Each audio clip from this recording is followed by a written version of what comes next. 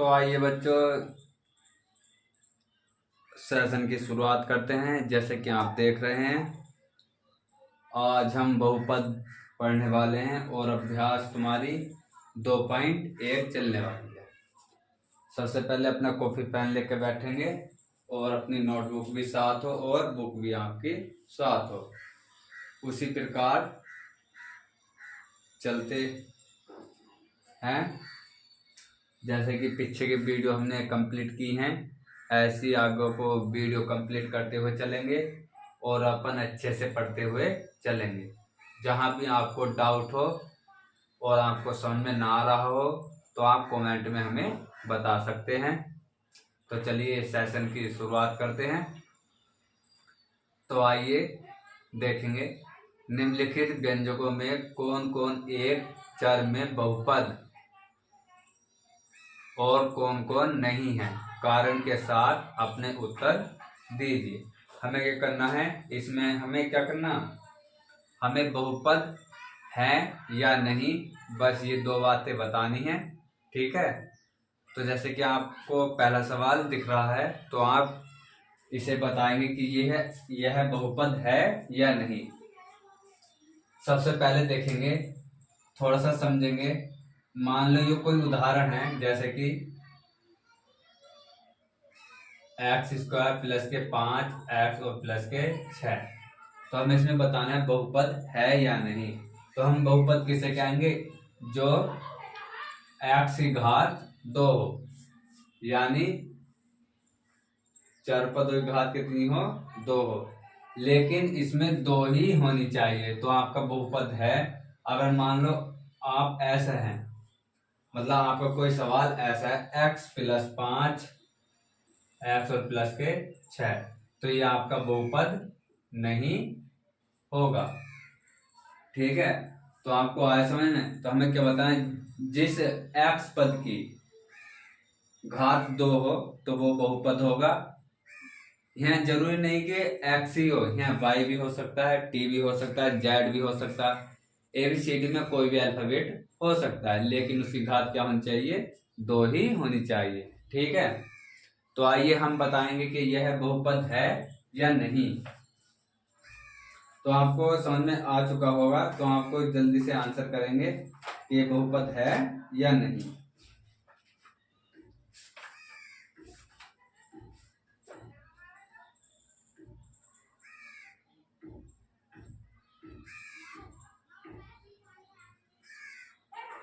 तो आपका आंसर क्या आने वाला है, यह बहुपद है, क्योंकि x की घात कितनी है, यहां पर 2 होने वाली है। तो यहाँ क्या है, x की घात 2 है, तो लिख देंगे यह बहुपद है, यह बहुपद है। ठीक, इसी तरीके से दूसरा सवाल लेंगे कि y की घात 2 प्लस अंडर रूट के अंदर 2। तो इसका आपको बताना, तुम्हें दिख गया होगा शुरू में ही कि y की घात 2 है। मैंने क्या कहा था, x y z में कोई भी अल्फाबेट हो तो वे बहुपद होंगे। तो इसकी घात कितनी है, x की घात y की घात 2। तो यह क्या है, लिखेंगे इसके नीचे, यह भी बहुपद है, यह बहुपद है। ठीक है भाई दोस्तों। तो ऐसे ही पढ़ते हुए चलेंगे अच्छे से। अगर समझ में नहीं आ रहा तो कमेंट में जरूर बताएंगे।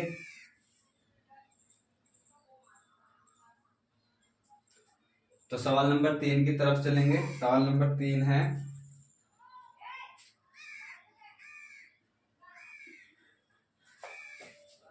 सवाल नंबर 3 क्या है, 3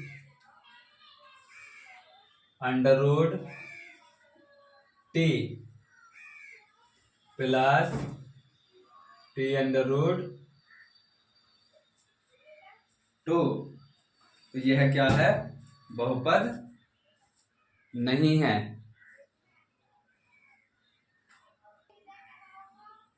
तो आपने आंसर कर ही लिया होगा। तो यह क्या है, बहुपद नहीं है। क्यों नहीं है, क्योंकि टी की घात कितनी है, अंडर रूट। मान लो हम ऐसे भी कर सकते हैं, टी की घात अंडर रूट का, अंडर रूट को क्या मानेंगे, 1/2 प्लस टी और 2 की 1/2। तो ये क्या है, ये सब फ्रैक्शन में आ चुके हैं, तो ये क्या है, बहुपद नहीं है। हमने कहा था कि पूर्ण वर्ग होनी चाहिए संख्या, तो ये क्या पूर्ण नहीं है ये, तो ये क्या है, यह बहुपद नहीं है। तो इसके नीचे लिखेंगे यह बहुपद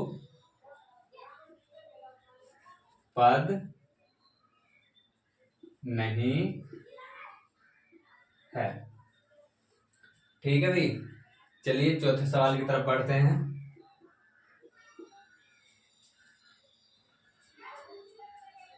चौथा सवाल है आपका,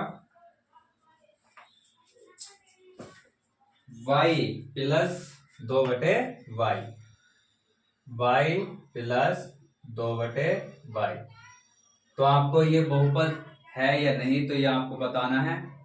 तो इसके नीचे हम 1 मान लेंगे और तिरछे गुणा कर देंगे। तो y किससे करेंगे तो कितना होने वाला है, सामने करेंगे y² प्लस के 2 और बटे y। तो आपको पता चल गया होगा y की घात कितनी आ गई, 2। तो इसमें क्या लिखेंगे, यह बहुपद है या नहीं, बताएंगे आप। यह बहुपद है, क्या है, यह बहुपद है। ठीक, तो इसके नीचे लिख देंगे यह बहुपद है। ठीक है, इसी तरीके से करते हुए चलेंगे, सभी सवाल कर लेंगे हम यहाँ पे। तो चलिए मैं इसे साफ कर देता हूं, इतने आप खुद से कोशिश करेंगे अगले सवाल की।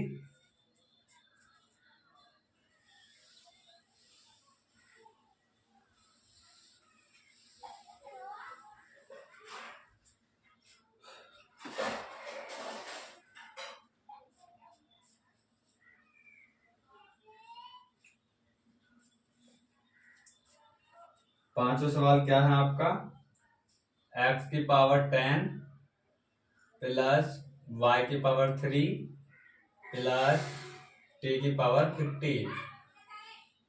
तो इसे बनाने की कोशिश करेंगे, देखते हैं कितने बच्चों का आंसर आएगा।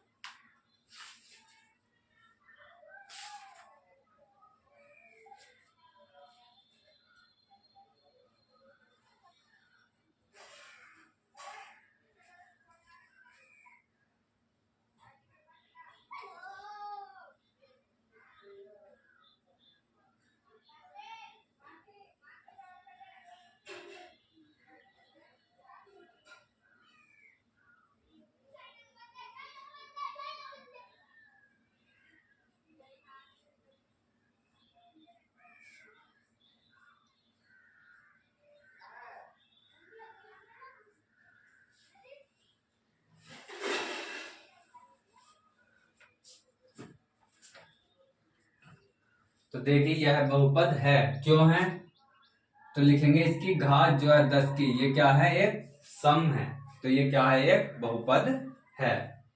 तो इसके नीचे लिख देंगे यह बहुपद है, यह बहुपद है।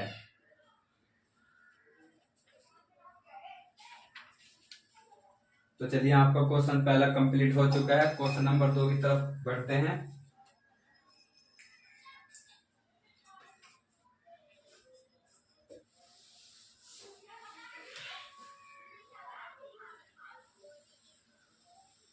क्वेश्चन 2 की तरफ बढ़ते हैं।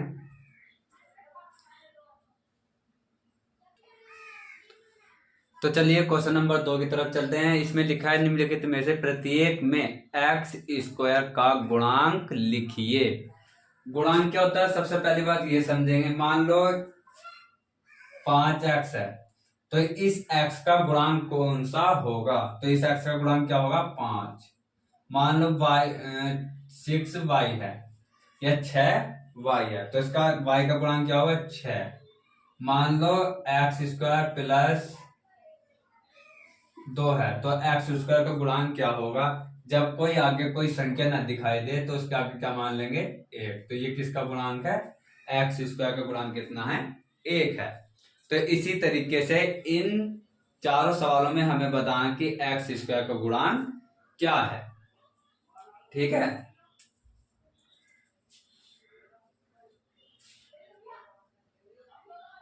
तो चलिए शुरुआत करते हैं। तो आपने कुछ बच्चों ने तो आंसर निकाल भी लिए होंगे, जिसने नहीं निकाले आंसर तो वो इधर देखेगा। ठीक, तो हमें सबसे पहले इस सवाल में बताना है इसमें x का गुणांक कितना है। तो तुम्हें जाहिर सी बात है दिख ही रहा होगा, जब कोई x स्क्वायर के आगे कोई संख्या ना हो तो उसमें क्या मान लेंगे 1 मान लेंगे। तो इसका गुणांक लिखेंगे, गुणांक बराबर 1 है। ठीक, यही आंसर है इसका। आई बात समझ में। इसी तरीके से क्वेश्चन नंबर 2 में देखेंगे, इस वाले में। ठीक,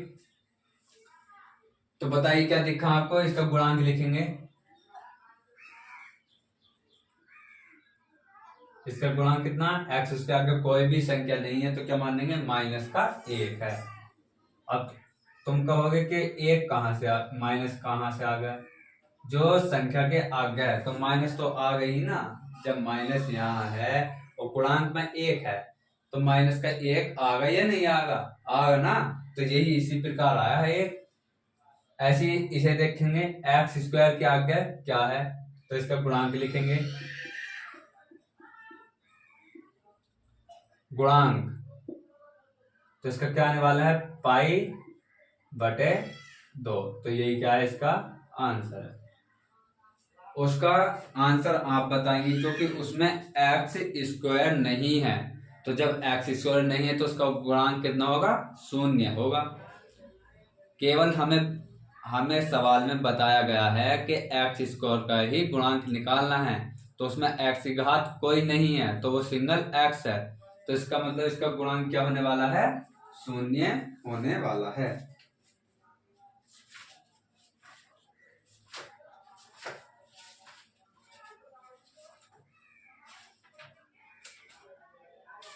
कितना होने वाला है भाई 0 होने वाला है। तो इसका गुणांक क्या लिखेंगे, इसका गुणांक लिखने वाले हैं 0।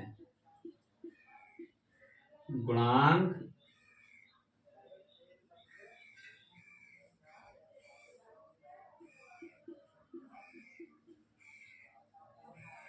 कितना है 0 आने वाला। तो आपके चारों सवालों के आंसर हो चुके हैं। कोई आपको समझ में नहीं आया हो सवाल तो आप कमेंट में भेज सकते हैं। तो चलिए सवाल नंबर 3 की तरफ चलेंगे।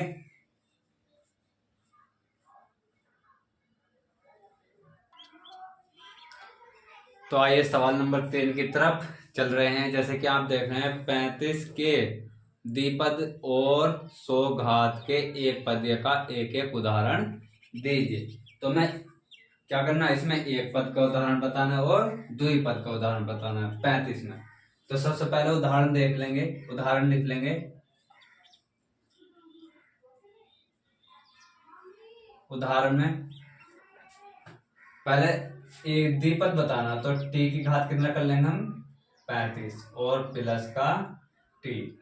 ये क्या हो गया भाई द्विपद उदाहरण हो गया, एक पद और द्विपद। ये आपको पिछले वीडियो में समझा चुका हूं। तो अब ऐसा नहीं कि आपको समझ में नहीं आएगा, जब पीछे देख चुके हैं तो ये आसानी से समझ में आ जाएगा। तो इसमें हमें बताना है 100 घात का एक पद ये बताना है। तो इसमें किसी घात चला दें, दूसरे में देखेंगे 100 पद का, तो बाई की घात 100 कर दो। तो ये क्या है एक पदीय का उदाहरण है। एक उदाहरण ये रहा आपका और एक ये रहा, दोनों उदाहरण आपके हो चुके हैं। सवाल नंबर 4 में चलेंगे। निम्नलिखित बहुपदों में से प्रत्येक बहुपद की घात लिखिए। इसमें क्या लिखना, प्रत्येक बहुपद की घात लिखनी है। हमें घात वो लेनी है जो इस सवाल में सबसे बड़ी हो, ना कि छोटी हो। तो कौन सी घात लेनी है हमें, जो सबसे बड़ी दिख रही हो। जो आपका तीन पद में भी हो सकता है, द्विपद में भी हो सकता है और रेखिक पद में भी हो सकता है। तो इसमें तीन पद दिख रहे हैं, द्विपद दिख रहे हैं और रेखिक पद भी दिख रहे हैं। तो तीनों प्रकार के प्रश्न इसमें। तो आइए देखेंगे कैसे कैसे देख रहे हैं। इधर देखेंगे, सबसे पहले इसमें बताएंगे इस सवाल में इसकी सबसे ज्यादा घात क्या है। हमें घातों के आधार पर बताना है ना, तो घातों के आधार पर लिख लेंगे घात।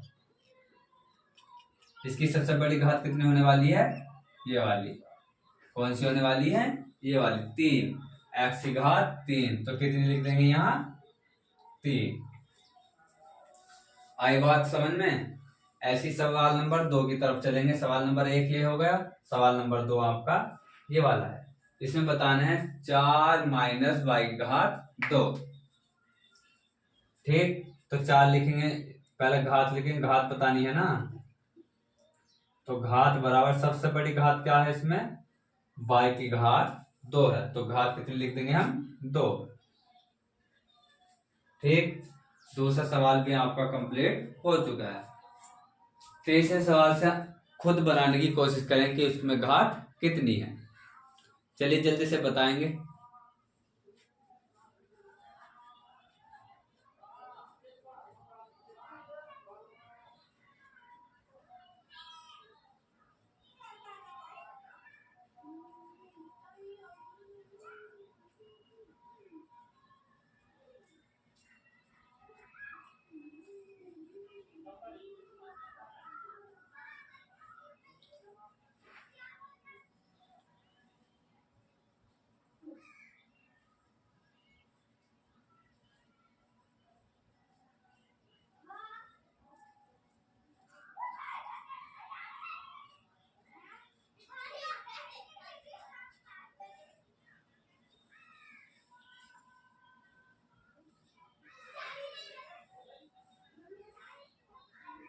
तो चलिए आपने बना लिया होगा सवाल।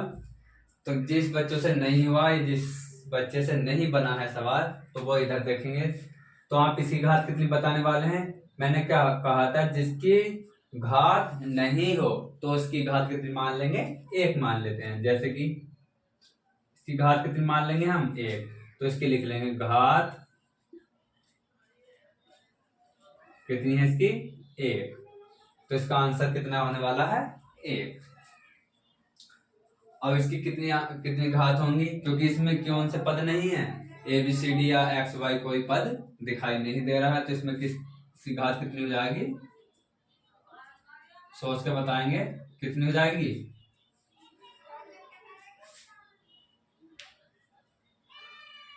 कितनी घात हो जाएगी, तो इसकी घात हो जाएगी 0। तो आपके सवाल नंबर सभी कंप्लीट हो चुके हैं। और चलिए सवाल नंबर 5 की तरफ चलेंगे।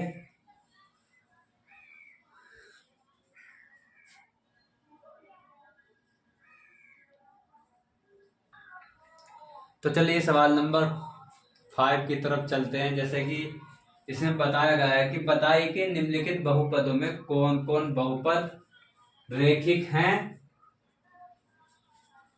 कौन कौन से द्विघात हैं और कौन कौन से त्रिघातीय बहुपद हैं या त्रिघाती बहुपद हैं। तो आइए बताएंगे। मैंने पिछले वीडियो में आपको बताया था कि जो सिंगल पद होगा वो एक रेखिक बहुपद होगा, जो डबल पद होंगे वे द्विघात बहुपद होंगे, और जो जिसमें 3 पद होंगे वे त्रिघातीय बहुपद होंगे।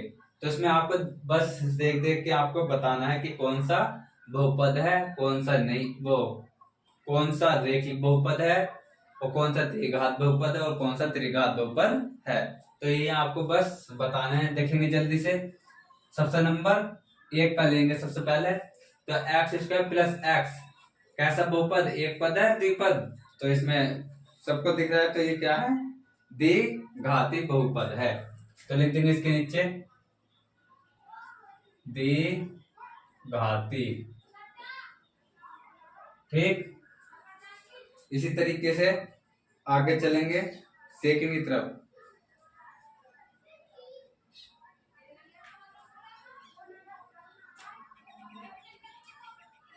द्विघाती है ना, x की घात कितनी होगी, दो होगी ना, तो इसमें बताएंगे ये कितने घाती है। घातीय पूछ रहा है, पदीय नहीं पूछ रहा है।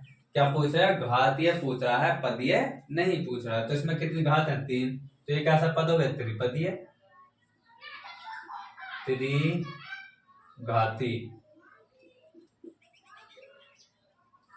ठीक। ऐसे ही तीसरे में कितना पूछा है? पदीय कौन सा? y की घात कितनी है? 2। तो यही होगा फिर द्विघातीय, द्विघाती।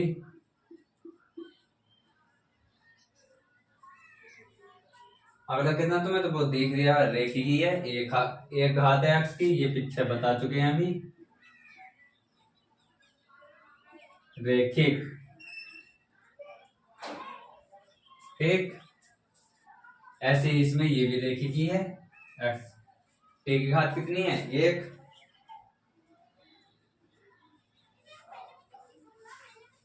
लिखेंगे रेखिक। चौथा द्विघात या द्विघाती। ऐसे ही इसे कर लेंगे त्रिघाती।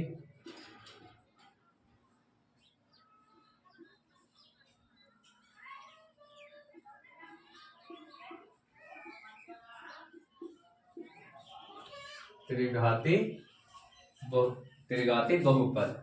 तो आपको समझ में आ चुका होगा। इसमें क्या बताना था? घातों के आधार पर बताना था। घाती है, घाती दे रखा ना, घाती है। तो इसमें कितनी थी? x square. तो ये कैसा हो गया? द्विघाती। इसमें कितनी? 3। ये कैसा हो गया? त्रिघाती। इसमें कितनी थी घात? 2। तो ये हो गया द्विघाती। इसमें कितनी थी? 1। तो ये हो गया रेखिक बहुपद। ठीक। या रेखिक, हाँ बहुपदी तो चलिए, तो बहुपदी बताएंगे ना। तो इसमें कितना था? रेखिक है, एक ही है, तो रेखिक बहुपद। इसमें क्या? द्विघात बहुपद है, 2 है ना इसकी घात। तो द्विघात बहुपद, तो उसकी कितनी है? 3। अगले वाले की कितनी है? 3 घात। तो ये त्रिघाती बहुपद। ऐसे ही बताने बस। तो चलिए वीडियो को यहीं पर समाप्त करते हैं। अगर आपको समझ में कम आ रहा है तो आप कमेंट में बताएंगे, और वीडियो को ज़्यादा से ज़्यादा शेयर करेंगे और अपने दोस्तों को बताएंगे, जिससे कि आप घर बैठे आसानी से पढ़ाई कर सकें और पढ़ाई का अच्छे से आनंद ले सकें। थैंक यू दोस्तों।